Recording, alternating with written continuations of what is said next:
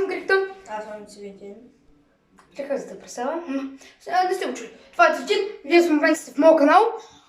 Сега ще правим клипче. Клипът ще е на тема хора, които се стоят сами в тях.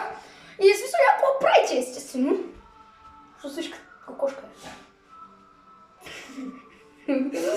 И да, хора, така ще се върнем сега. Идва първа част. Първа част, хора, ще е човекът, който мързелува. С другите роботи почти я унищожихте. Какво?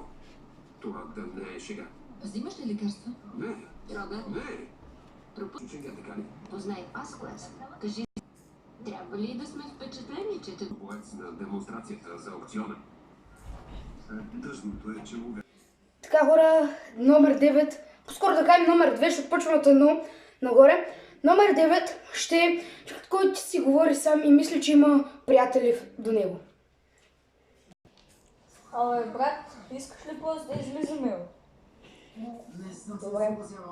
Какво правиш, бе, Наско? От кога не сме се виждали? човек едва жив. Можем да го възстановим. О, Мария Миме, какво правиш? Искаш да играем в Fortnite? Добре, нямаш проблем. Изглежда някой интелигентно.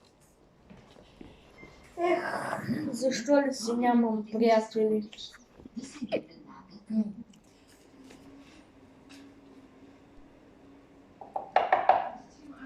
Какво беше това? Ричи, стой, боте! Отче мой, отче.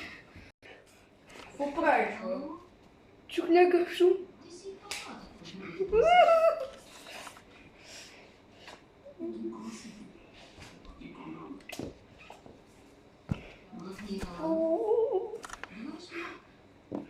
Добре, хора, това беше страхливият.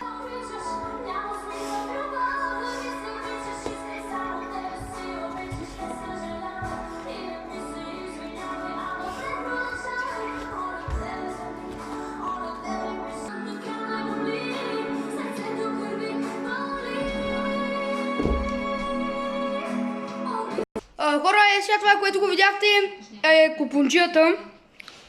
И сега на кое сме, бе? Петото. На петото сме. И петото ще е лудака. Въпреки, че няма да има много лудо.